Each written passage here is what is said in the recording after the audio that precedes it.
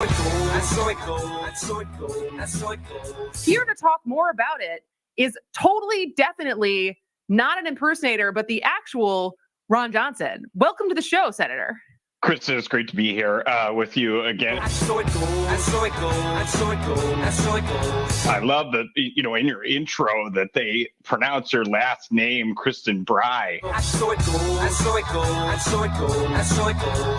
I didn't know how to say it. We call you Kristen Lie, where in my parts in Green Bay and the areas of the Fox Valley. So, it syncs up nicely with that. Moving Wisconsin forward, one joke at a time. This is Kristen Bry with As Goes Wisconsin. Yada, yada, yada. Hello, Wisconsin! Hello, Wisconsin. Happy Election Day. I am Kristen Lai. Just kidding. It is funny, though, because when my last name is spelled B-R-E-Y, so of course everyone thinks it's Bray. And my joke is always, it's Kristen Bry, like try, don't ask me why. And now I can just use Ryan Mason's joke that it's like Kristen Lie. Kristen Lie. Exactly. It's hilarious. Because I am a liar, apparently. Well, at least in fake Brojo's eyes. Yes, in some people's eyes, perhaps. Jane Matnair, how are you doing today? I am well, and you? I am well. It's a day to go vote. Yes, go vote. Which we are going to do, you and I, after today's show. Shout out to Chad Holmes. I was listening to his show on WXCO, which comes on after our show, and he took issue with us encouraging people when they can go vote early. He's a big fan of voting on the day of. Oh, and so that's fine. I didn't remember. Did we say that it's better to vote early? I don't care. I don't care. Just vote. Vote. And just vote once. Yes. And that is a good point. It's not like we live in the villages in Florida. Yes. So it's not only vote once, but also we do not have ranked choice voting. So please only vote for one person. Yes. We are going to do a lot of reminders of today, of telling you to go vote, but also tonight we have special programming because of the spring primary. Devil's Advocates is going to be extended until 7 p.m. And then you get more Jade and Kristen. Late night with K&J. Prime time. Prime time. K&J, Jade and Kristen, will be, we're going to take over the pregame coverage, if that's what we want to call it, from 7 to 8. So come back then and listen to, we're going to talk to Dan Schaefer at one point to discuss his reporting on both the Wisconsin Supreme Court, but also the Senate District 8 race. Big race. And today is only the Republican primary because there's only one Democrat running. But we will talk more about that. We also have a pre-recorded interview with Reed Epstein from New York Times. Terry Bell, our news director, had a chance to talk to him. And he wrote that front page New York Times story that I think that was the first national publication to really give a lot of press to this race. This is a big deal. It is a big deal. Pretty much at this point, including the New York Times, I've seen between Washington Post, Politico, across national outlets, highlighting how big of a deal this race is. And tonight we'll know who the top two vote getters are in the Wisconsin Supreme Court. And then we will get to do this all again April 4th for the general election, which will decide who actually wins that seat. But yeah, so tonight will be super interesting. So come back, listen to Devils until 7, listen to us 7 to 8. And then from 8 until whenever it's over, Todd Alba and Terry Bell are going to anchor the results.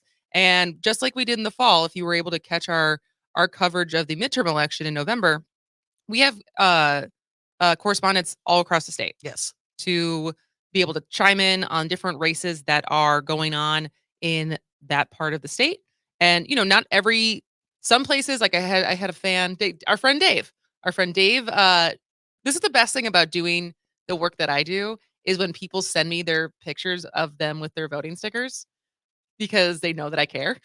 And so Dave sent me his on Instagram this morning, and then my friends Carol and AJ, they were number 4 and 5 in their ward. They Fabulous. Sent me their picture. But Dave said there was for him in Waukesha, in his part of Waukesha, the only race was the Supreme Court race. Oh, okay. So for a lot of you, everyone, no matter where you vote in the state, you have at least one race on your ballot today. You may have more, And this is where voter information gets very confusing because there are some places that there is basically any race. Well, that's not true either because if it's school boards, for a lot of races, it's the top 2 candidates who will go on to April. So if there's more than 2 right now for mayoral races, for county executive races, but then it gets wonky with school board because there's X amount of seats open on the school board. But in general, you may only have that one race, but you have something. So go vote today. We will continue to remind you throughout the show. And Yes. actually at 12:30, we're going to spend a little bit more time previewing the races that we are for sure following on Civic Media for tonight's coverage. So if you want to come back for that, or just stay until that, really, Stay with us. really. Yeah. Later this hour at 11:30, some tech news, a variety of stories, including the Supreme Court is hearing 2 cases today that could, their ruling could basically alter the internet as we know it. So That sounds minor. that feels like a big deal. Hmm. So we're going to talk about some of the details of that case. And then Meta, I guess Zuckerberg is taking a cue from Elon Because because he's been so successful on Twitter. they are following Verified Blue and that they're going to start charging to be Meta verified or Instagram verified. Ooh. So I have some thoughts on that. And then big shock. The biggest study ever conducted on a 4-day work week. The results are in. People like it. That sounds like flawed research, Kristen Bride. So that's coming up all this hour. Different stories we're going to talk about. But the story I want to start with has me having very conflicted feelings. Because, and I feel like this is the downside of partisan politics. Because we should support when the politicians who get elected, even if they're not the people we voted for or the party we typically vote for, if they start doing good things in the position that they've been elected to be in that represent their district or the state, we should applaud them. Give credit where Give credit credit is where due, credit right? is due. And yet, I think it's okay to still have mixed feelings about it because I don't know. And maybe it's not okay to have mixed feelings about it. But what I am talking about is this was a story from yesterday from Milwaukee Journal Sentinel from Maddie Heim and Lawrence Andrea about Derek Van Orden. Who is first term, First term, just elected. 3rd district, 3rd congressional district. I would say in his run in 2020 when he lost to Ron Kind, and also when he was running against Brad Pfaff in the 2022. Mega tendencies. He was at the insurrection January 6th. He maintains that he did not go into the Capitol. He's one of the many people, because apparently we're not even talking about that story today, but apparently one of the many people who tried to bring a gun on the plane. As we all do. That's you sent me an article. There's a record of how many guns TSA has Yeah, it's incredible. confiscated. It's almost like 7,000. So anyways, people just forget it. Yeah. So it could have been a closer race had the Democratic Party actually given more support to Brad Pfaff, but he won. He's in Congress. He's in his first term, and because that was kind of the last congressional seat that felt competitive due to our maps for Congress. And so he's there. And I think it's one of those things where there was a holding of your breath that this guy had the makings to be potentially a Marjorie Taylor Greene light, right?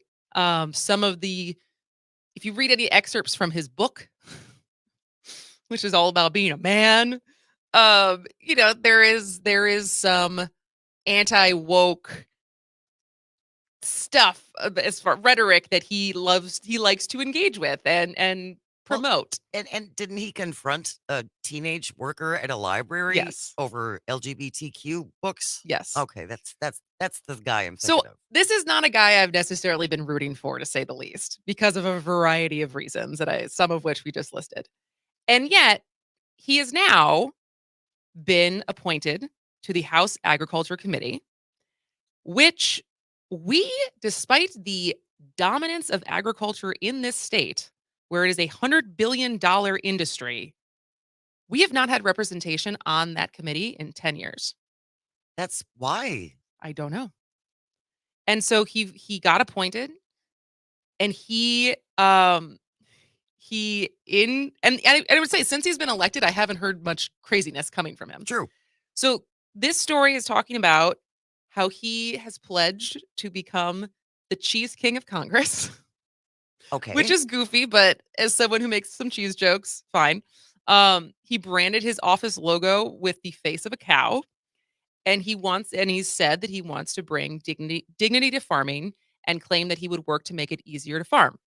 Well, that's all good. Which is all good. And this article that was in Milwaukee Journal-Sentinel, the only kind of, and I wouldn't even say it's a criticism, it's just a fact, is the fact that he has not provided specific details of what he wants to promote or advocate for on the House committee, which is the panel that oversees the Farm Bill, which only I think it's every 5 years gets negotiated, and it has a huge impact on farmers in Wisconsin. But beyond that, this is a pretty complimentary article that paints him in a light that he is going to the mat for farmers in Wisconsin. And not that we haven't had that. I know Tammy Baldwin is a big advocate, but she is. The fact that have not had representation on this committee, I think, is a big deal. And so my mixed feelings, and I would love to hear from you if you already support him, great. But if you were someone who had doubts about him, I would love to hear your reaction. 844-967-2789, because mine is, I want to cheer for anyone who is doing good things for Wisconsin. And also, as long as he does well, that seat is going to be very hard for Democrats to win again in the next couple cycles. And if he does a good job, maybe that's taking partisan politics out of it. Not a terrible thing. But I'm tussling with those feelings this morning over this story because it's mixed. All right. We'd love to hear from you. This is As Goes Wisconsin.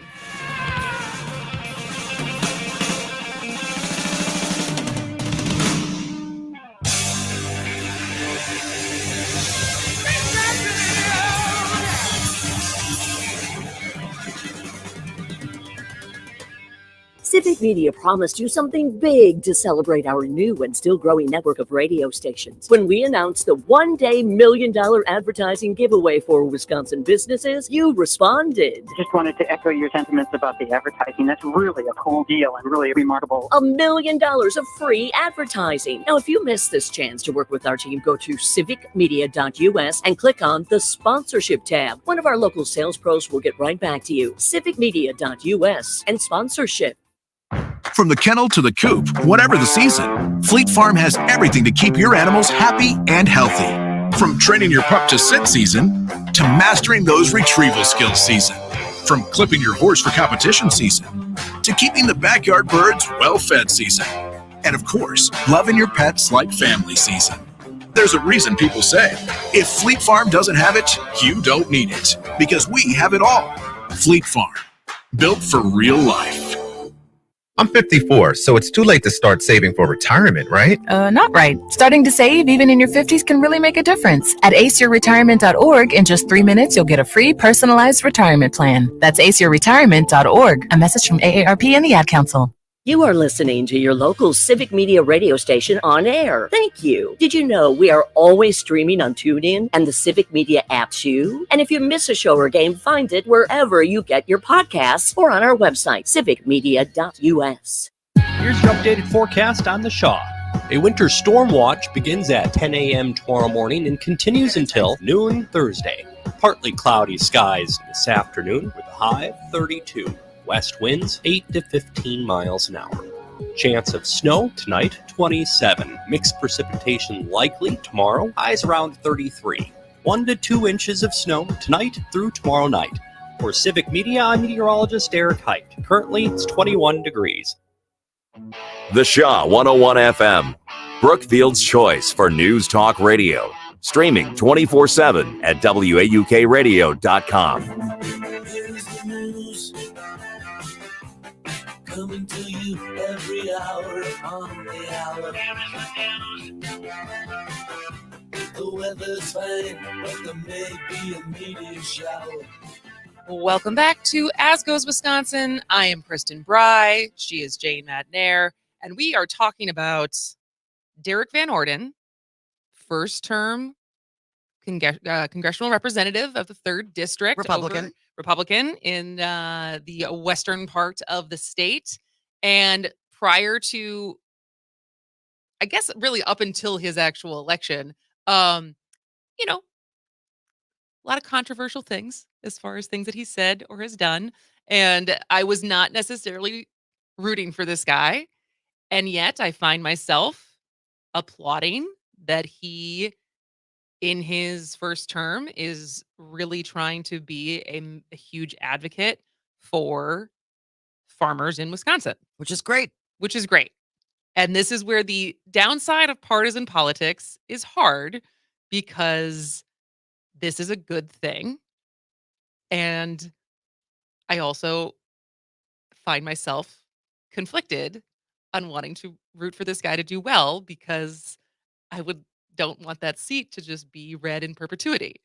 And so I am being honest in my bias.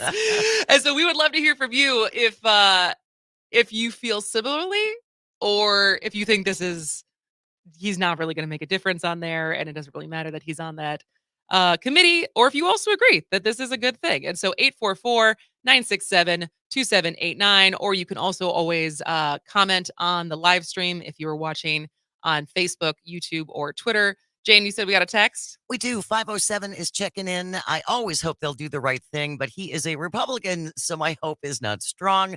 The Farm Bill includes funding for SNAP benefits. My money is on Van Orden wanting to cut food stamps. That is something to watch for. Yes. As far as that develops. Yeah. And I think maybe that's what it is the hope for the best and hope that good things can happen, but also keep a watchful eye.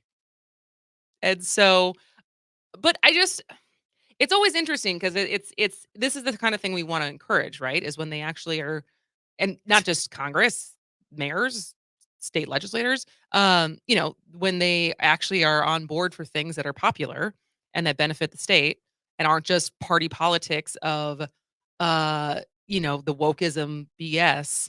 This is a good thing. And so I want to acknowledge that this is a good thing. And I think that's good. Okay. And I think that is a way, because I don't think the other side does that. I think President Biden could do the most amazing thing in the world, considering we have like the lowest unemployment in 54 years, and other things have kind of been kind of good the last 2 years. And you would never hear them admit that he did anything that was worthwhile. And that's not helpful. And I don't want to be that. I don't want to be that either. I don't want to be that. Well, is there anything that Trump did that you feel like you can recognize that you're like, all right, I'll give him that one? Well, he never built the wall. And did you want the wall? No. Okay. I'm talking about things that he did that you personally were like, all right. I'm trying to think of what he did. Seriously, there was no infrastructure bill. He never built the wall. Mexico never paid for it. He stole money from our veterans for the stupid wall. He did appoint the 3 justices, which I have issues with. Yeah. So other than that, what did he do? He instituted a bunch of tariffs. He said the trade wars are easy to win. That didn't seem to help. What were his other accomplishments? If he had something that he accomplished, I could acknowledge it. I just don't know what it is. Some people would say the tax bill. You mean for all the rich people? Yeah. Oh yeah, that was great. I love that. But at least you and I can agree with this in this scenario. Granted, we have to see what he advocates for, Exactly. what gets negotiated.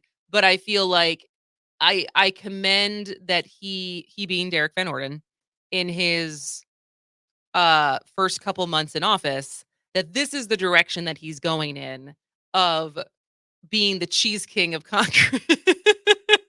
And if he wants to embrace that, I will back that 100%, man. I mean, listen, Tammy Baldwin is the author of the Go Pack Go bill. So like I get that we love to be cheesy, pun intended. Our governor is Oaklander. Come on. Well, we made that up. I don't know. Until he gets on the show and we can get his blessing, I don't even know if he knows who Homelander is.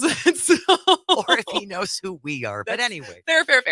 But yes, the cheese king of Congress, because I would just say his reputation leading up to his election or getting elected, I was expecting someone to be louder and more in the Gates, Bobo, MTG. Margarine, Madison Cawthorn, even though he's not in Congress anymore. But those people who were wanting attention and wanting to, ruin, like troll the libs. Well, wanting attention and accomplishing nothing. Yeah. And so the fact that he so far has somewhat laid low and is actually trying to do his homework and get on committees that help, I think is a good thing. And the truth is, and he has the backing of some of the major farm associations in Wisconsin. And granted, they wanted anyone who would be on these committees, but it's the Wisconsin State Cranberry Growers Association and Tom Lochner, who's been on this show. Yep. They signed a letter asking for him to be on this committee. The Wisconsin Farm Bureau Federation, which is the largest farm organization in the state, also sent a letter. And Wisconsin Corn Growers Association also sent a letter supporting his leader. It's like this was center Republican leadership to try to get him on there, which I think is a good thing because in Wisconsin, we should have representation on that committee. Yes. Someone in there to help advocate and oversee the farm bill. So let's just see what he does. But for now, I'm saying this is good. Yeah. Provided he doesn't start spending a lot of time worrying about what cows are reading, because that's going to take us down a whole different path. And on that note, it's possible. It's possible. And on that note, when we come back, some tech news that will affect your social media consumption. This is As Goes Wisconsin. The energy call today of Union Street is Los Angeles. Not Bishop is waving to the crowd. All those measures gospel talk here today. I think that Union Street. We'll have to wait and see. I'll call you back later.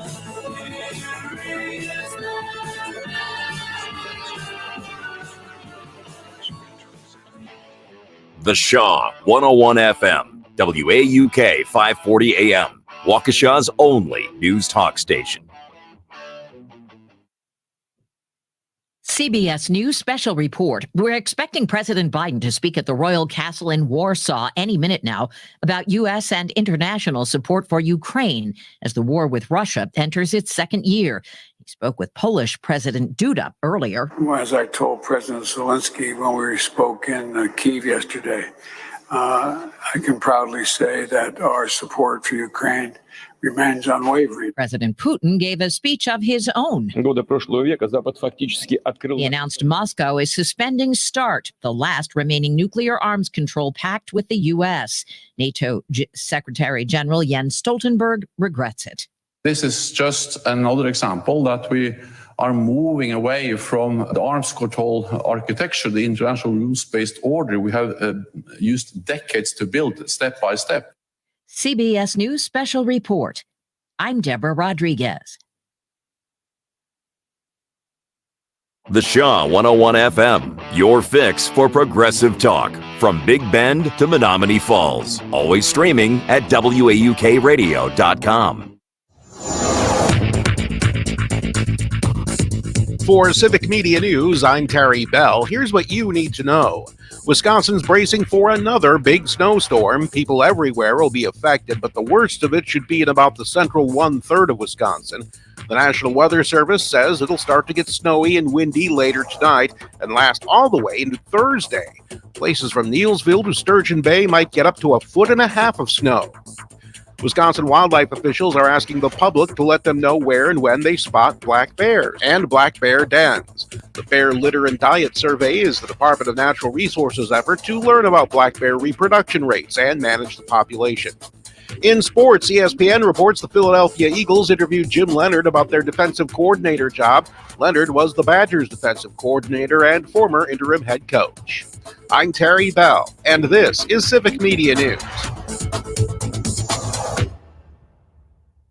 Wisconsin's spring primary election is Tuesday, February 21st, and your local Civic Media radio station will be tracking the results. Special live coverage starts at 7 p.m. and News Director Terry Bell, with a team of political experts, will be following which candidates, both local and in the state Supreme Court race, move on to April. Spring primary election coverage live, Tuesday, February 21st, starting at 7, here on your local Civic Media radio station, streaming on the Civic Media app. I was just curious as to why you called it the Paul Revere Show. The Paul Revere Show is named this way because the poem that we all know, the famous Ride, the poem was written to rally the troops to fight slavery and fight for democracy. And so I named the show the Paul Revere Show because I thought it was the time to get on the air and talk about democracy. The Paul Revere Show with Mark Thompson. Listen Mondays 7 to 8 p.m. always on the Civic Media app. Dueling Tangents with Luke and Brian. I'm really trying hard not to go insane from the mind screw that is this situation with the I was going to say the GAB, but now it's the WEC, which was audited by the LAB, and then it's now screwed up by the GOP. And we're all SOL. Good for us. Congratulations. Look at all those acronyms. Yeah. We're the winners. Tune in for Dueling Tangents every weekday at 2. We've all felt left out. And for people who move to this country, that feeling lasts more than a moment. We can change that. Learn how at belongingbeginswithus.org. Brought to you by the Ad Council.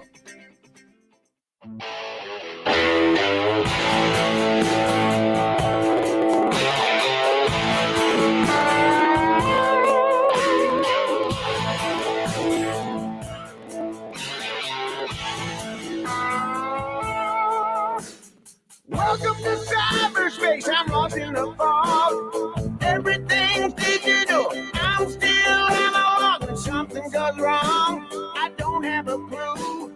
From 10-year-old smart. Well, welcome back to As Goes Wisconsin. I am Kristen Bry. She is Jane Madnair. Jane, what song was that? That was Analog Man by Joe Walsh. I've realized and I've come to accept that I am not a music nerd. That's fine. And I would be, I think I'm embarrassed to like how many classic great artists I was like, I don't know, I couldn't name you a single one of their albums. Joe Walsh precedes you by a long time. You're All right. excused for not knowing that. And I did not know that song. Oh, all right. See, that's why because I learned something. You're learning a lot. I am. On music. Yes. In this job. I am. All right. Well, we're going to come back to the story, but I'm going to prime the pump a little bit.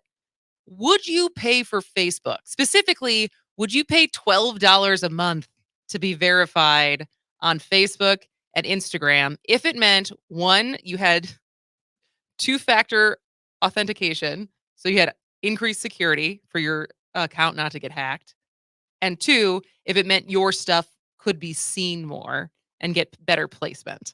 So, and because you get the blue check mark. But let us know. 844-967-2789. That is 844-96-PARTY, or leave us a comment on the live stream on Facebook, YouTube, or Twitter. Would you pay $12 a month for Instagram and or Facebook? But before we get to that story, Supreme Court news as far as what they are hearing today. This is the U.S. Supreme Court, not the Wisconsin Supreme Court, which hopefully you are voting for today or in the primary. Already have for the primary between the four candidates, but only vote for one.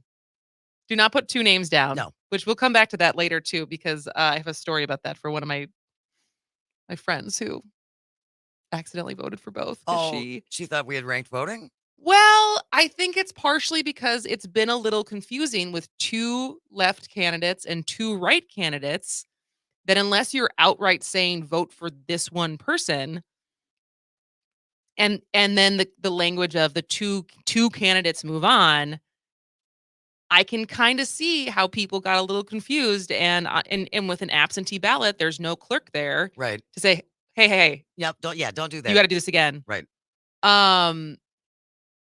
And it's just, you just spoil your ballot. So we'll talk about that in 12:30 more about voting. But yes, go vote today. But today in the U.S. Supreme Court, they are hearing oral arguments in a case that centers on Section 230.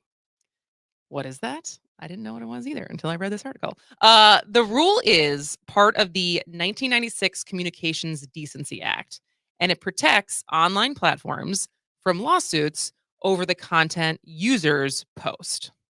And so the now that could this is basically a case where that could change that. And so in 2016, the family of a 23-year-old American college student who was killed during the 2015 Paris terror attacks sued Google. And the claim was that the algorithm on YouTube, which is owned by Google, Right. promoted extremist content that ultimately led to their daughter's death. And for years, lower courts have argued that Section 230 protects Google from the suit. And now this has reached the Supreme Court. And depending on how the conservative-leaning bench goes, this case could just help decide if tech companies from Reddit to Tinder to TikTok to basically anything where the entire platform is based off of what users post, not like the New York Times, which is responsible for the content they produce, but this is user-generated content that all of these platforms have been protected from. And basically it's been their own decision of how much content moderation that they want to put up there. But this could change that. And so, Google and its supporters worry that changes to this law may cause platforms to remove content out of fear of being sued, and that could stifle free speech. And critics of the law say that algorithms need to be kept in check and aren't covered by Section 230 because they can promote misinformation and spread hateful content.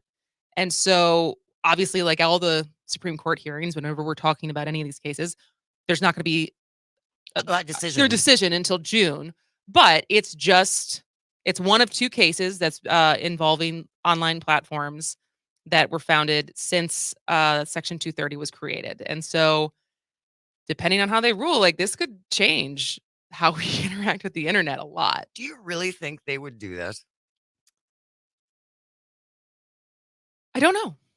They just, at least the majority on the court, seems so pro-business to me that they're not inclined to hold them accountable for much of anything. I mean, Clarence Thomas has previously said that the Supreme Court should scale back Section 230. Really? Yeah. I will be really surprised. Yeah. For them to take a move against business. So that's happening today. And I don't know. It's interesting because a couple of weeks ago, we also talked about the court case that I think was at the Seattle Public School District that was filing a case suing different social media platforms because of the impact it was having on students. Oh my. And so this kind of falls under that, as far as these platforms are created in a way to basically make you addicted. Suck you in and keep you there. And keep you there. Facebook has admitted that they promote, like, as the engagement goes up, and I know this firsthand, of when you post a video and the content is so focused, it's something controversial, and that the engagement is not people loving it, it's people fighting in the comments, and that cues to keep pushing that video to more people. And so that is what gets amplified. And because people are engaging with it, people are sharing it. And whether it's because they're angry about it, right, or because they are liking it, or both, that is what you typically see. And so that one is what we're talking about with the algorithm of promoting controversial content. And so, so that is that case. Now, going back to Facebook, Mark Zuckerberg must have gotten a little fed up with Elon hogging the social media headlines because this week he announced a big update to his own online platforms. And he is now introducing a subscription service for Instagram and Facebook that will allow users to purchase blue badges that mark them as verified. So, known as a very creative name, Meta Verified. They had a big meeting about that. Big there meeting. There were 12 people in that meeting. Big brainstorm session Took a of what long we can call time. this thing. Yes. It's so much more creative than Twitter Blue or whatever they had. So the service will launch first in Australia and New Zealand this week and then hit other countries soon, whatever that means. Is there a lot of impersonation going on Facebook? Well, I don't think it's because of impersonation. I think it's because they need money. I think it's partially like Elon needs money because he spent $44 billion on Twitter and they've been losing advertisers. And so he is on, it is his responsibility to try to make this company to recoup his losses and also make it a profitable company. And the digital advertising space has also changed. And so, finding a way to get another revenue stream, even though I'm pretty sure Zuckerberg's on record at one point since Facebook started that Facebook will always be free. And granted, this becomes a freemium model. It's not saying if you want to access Facebook, you have to pay. True. It's a tiered model where there's going to be more features available for you to use it, take advantage of it. And so Meta is more expensive than the Twitter verified program. So it's going to cost $11.99 on the web and $14.99 on mobile, which I'm pretty sure that's basically like a Netflix subscription. Definitely. I think my Netflix subscription is $12.99. Yeah. And I mean, that's going to be getting more expensive too. But as far as like any of these subscription services, like that's not cheap, really. And I'm telling you, that stuff adds up. Oh, yeah. It absolutely. really does. So Twitter's is $8 and $11 respectively.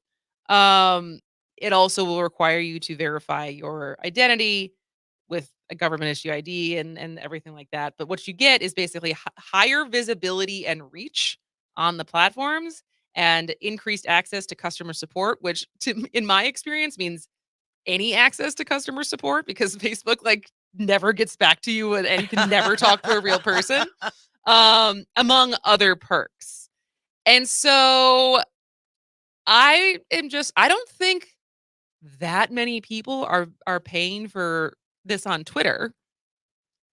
And I can see maybe the thing for me as someone who puts themselves on the internet, I don't really care about the blue check mark because now that you can pay for it, it takes away it being meaning anything of you are notable enough that we're giving you this check mark, a public figure enough that we're giving you this check mark. Now it's anyone can pay for this, so it's meaningless. Right. Except you know that it's me. And I guess the increased security stuff I should probably care about, but I don't really. I think until I get hacked, it's just something that I don't. You don't want that. It's not front of mind for me. But I will say the increased visibility and if they're going to push your content more, that sounds kind of appealing, but it also just sounds like the reason why any of these platforms where TikTok is now there too, where it feels like it used to make sense of who and why saw your content.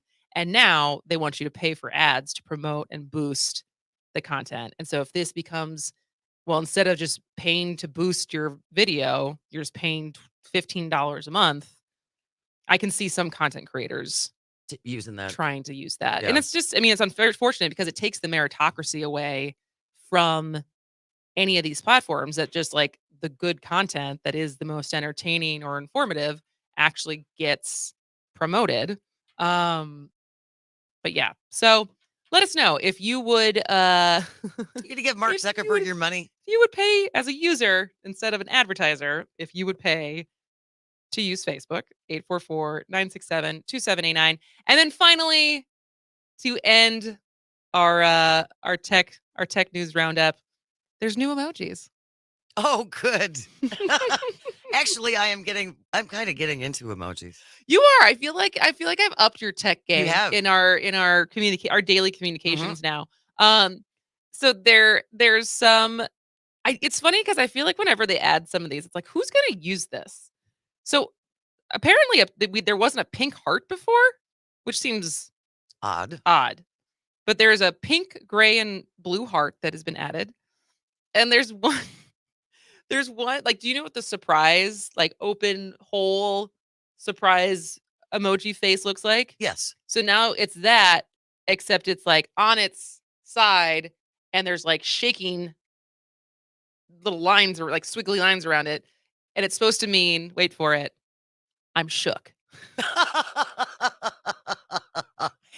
You need to make a TikTok out of that. Be going like, just from me watching you. Yes, that's totally worth it. But then they also added a moose head, a donkey, looks like angel wings, a goose, a jellyfish. What a great job would that be? A piece of ginger. I don't know who's going to use that. Will Sue. Will Sue might use Will that. Sue could use that. A Chinese fan, the hair, like a fro pick, maracas. I think that's a flute. Maybe it's a clarinet.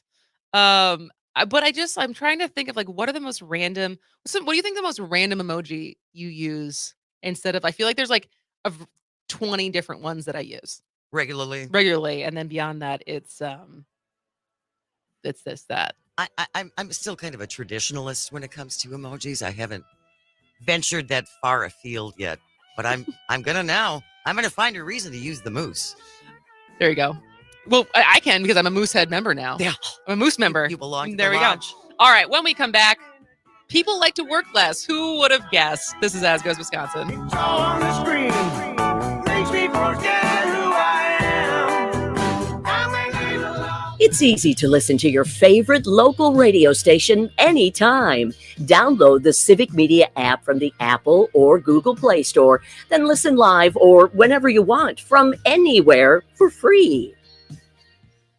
The Devil's Advocates. Today, I made a mental note. It was 1:09 Central Time when I found out Ron Johnson was a conspirator in a coup, a traitor to the Constitution, and Ron's been something of an apologist. You know, they seem real friendly. Well, maybe to you, Ron, because you were on the inside of the coup, and I've never made that accusation prior to today. So let's play it for the people. This staffer stated that Senator Johnson wished to hand-deliver to fake electors' votes from Michigan and Wisconsin. Follow the Devil's Advocates on Facebook and Twitter. Hey, this is Jim Santel. I am the host of Morning Cannolis. Every single Saturday morning from 9 a.m. to 11 a.m., we talk about the major stories in law, in government, and the aspiration for justice in America. Delighted to have you join, call in, and be a part of our discussion right here on the networks of Civic Media. Hey, son, how are you feeling? I'm fine, Pops. What's on your mind? I can't explain it. When your kid can't find the language, find the lyrics. Start a conversation at soundedouttogether.org. Brought to you by Ad Council and Pivotal Ventures. Here's your updated forecast on the Shaw. A winter storm watch begins at 10 a.m. tomorrow morning and continues until noon Thursday. Partly cloudy skies this afternoon with highs around 31. Winds out of the west, 8 to 15 miles an hour. 27 tonight. Chance for snow. Mixed precipitation likely again tomorrow, 33. 1 to 2 inches of snow tonight through tomorrow night. For Civic Media, I'm meteorologist Derek Height. Currently, it's 21 degrees. WAUK 540 AM. Franklin's choice for news talk radio. Streaming 24/7 at WAUKradio.com.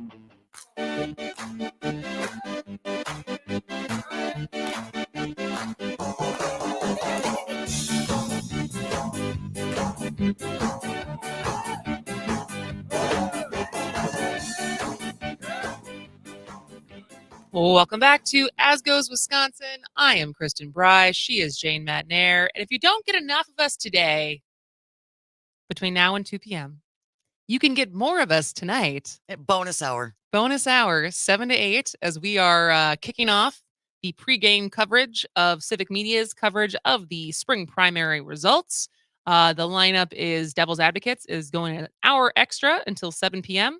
Then Jane and I will take over to do a rundown of what we are watching for the evening. And then at 8 p.m., our news director, Terry Bell, and Todd Alba from the Todd Alba Show will be anchoring and cutting to our different correspondents all over the state. All over the state. Who are obviously the big marquee race is going to be which two candidates for the Wisconsin Supreme Court will make it to the general. But lots of races, different important mayoral races. Yes. There's different common council. There's 3 races, and there's 20 people between 3 races running for let me say that again. Of 3 of the seats that are in the Milwaukee Common Council, between those 3 seats, there's like 20 candidates. Like, wow. There's like 5, yeah. There's a ton of people running for some of those open seats. So there is important elections all over the state. We will be talking about it tonight. So tune in and go vote. Keep us company. We'll be doing it from the comfort of our homes because technology is helpful in that way. It's an amazing thing. But until then, I want to share just one real quick text when we were talking about whether or not people are willing to pay Mark Zuckerberg, $12 a month to get a blue check mark. The 262 checking in at 844-967-2789. Regarding the Meta conversation, I use their platforms to market my small business, but I don't feel like at this point I need to pay them $12 a month to get a check mark next to my business's name. I don't see any real benefit. My customers already know that my business is legitimate. There you go. And then we had one on the live stream from Joe McClear. If anyone I know gets Meta verified, that's an instant unfriending right there. We all have standards. Yeah.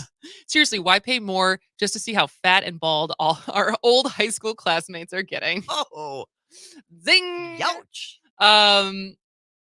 Yeah, and that's what I mean. I don't think the average people who signed up to do Instagram and Facebook to stay in touch with friends are not going to use this. I wouldn't think so. I just don't see the benefit. It makes sense for content creators and outlets that are trying to get their stuff seen.